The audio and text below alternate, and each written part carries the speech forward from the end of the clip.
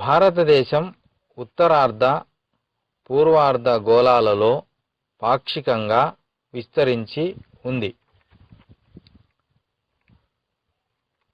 భారతదేశం భౌగోళికంగా 8 డిగ్రీల 4 నిమిషములు నుంచి 37 డిగ్రీల 6 నిమిషముల ఉత్తర అక్షాంశాల మధ్య, 68 డిగ్రీల 7 నిమిషాల నుంచి 97 డిగ్రీల 25 నిమిషాల తూర్పు రేఖాంశాల మధ్యన విస్తరించి ఉంది.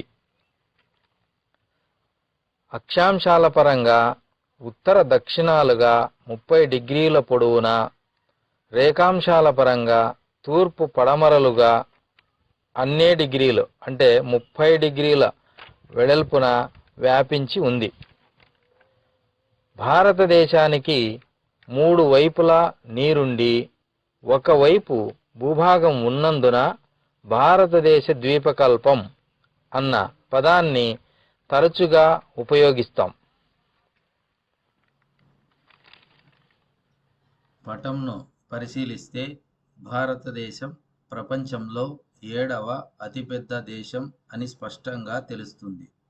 భారతదేశం దాదాపు 15,200 కిలోమీటర్ల భూ సరిహద్దును కలిగి ఉంది. అండమాన్ మరియు నికోబార్ లక్షద్వీపులతో సహా ప్రధాన భూభాగం యొక్క తీర ప్రాంతం పొడవు 7,516 కిలోమీటర్లుగా ఉంది. భారతదేశానికి వాయువ్య, ఉత్తర మరియు ఈశాన్య దిశలలో తరుణ ముడత పర్వతాలు సరిహద్దులుగా ఉన్నాయి. దాదాపు 22 డిగ్రీల ఉత్తర అక్షాంశానికి దక్షిణంగా దీని విస్తీర్ణం తగ్గడం ప్రారంభమై హిందూ మహాసముద్రం వైపు విస్తరించి దానిని 2 సముద్రాలుగా పశ్చిమాన అరేబియా సముద్రం మరియు తూర్పున బంగాళాఖాతంగా విభజిస్తుంది. గుజరాత్ నుంచి అరుణాచల్ ప్రదేశ్ వరకు 2 గంటల సమయ వ్యత్యాసం ఉంది.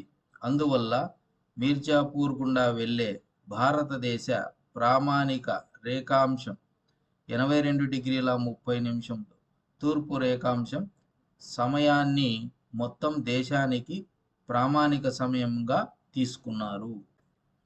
బయటి ప్రపంచంతో భారతదేశం యొక్క సంబంధాలు అనేక యుగాలుగా కొనసాగుతున్నాయి. సముద్ర మార్గాల ద్వారా కంటే భూమార్గాల ద్వారా ఏర్పడిన సంబంధాలు ప్రాచీనమైనవి. ఉత్తరాన పర్వతాల మధ్య ఉన్న అనేక కనుమలు ప్రాచీన కాలం నుండి ప్రయాణికులకు మార్గాలుగా ఉపయోగపడ్డాయి. కానీ సముద్ర మార్గాలు చాలా కాలం పాటు అలాంటి చర్యలను నిరోధించాయి. భారతదేశంలో 28 రాష్ట్రాలు మరియు 8 కేంద్రపాలిత ప్రాంతాలు ఉన్నాయి. భారతదేశం తన భూ సరిహద్దులను వాయువ్యంలో పాకిస్తాన్ మరియు ఆఫ్ఘనిస్తాన్లతోనూ, ఉత్తరాన చైనా, నేపాల్ మరియు భూటాన్, తూర్పున మయన్మార్, బంగ్లాదేశ్లతోనూ పంచుకుంటుంది. శ్రీలంక, మాల్దీవులు అనే 2 ద్వీప దేశాలు సముద్రం మీదుగా మనకు దక్షిణ పొరుగు దేశాలుగా ఉన్నాయి.